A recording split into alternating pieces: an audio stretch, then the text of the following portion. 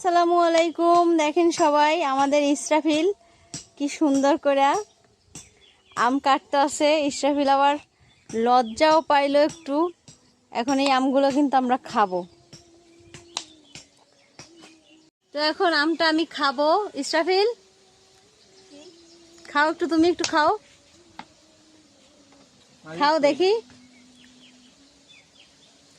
ইসরাফিল খাইতে আছে, কোনো রিয়াকশন নাই, বেশ ভালোই মনে হয়, টক খাইতে পারে। আমি একটু খাইয়া দেখি।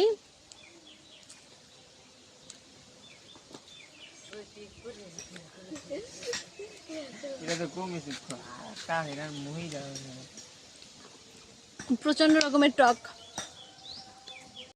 আম খাওয়ার জন্য চাটনি বানায় নিয়ে আসছে, এখন এটা খাবো আর একবার দেখি।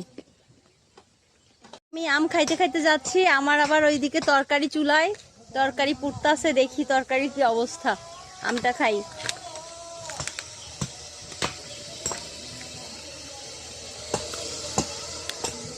চাটনিটা দিয়ে বেশ ভালোই লাগতেছে। সবাই ভালো থাকবেন, আমাদের জন্য দোয়া করবেন। আল্লাহ হাফেজ।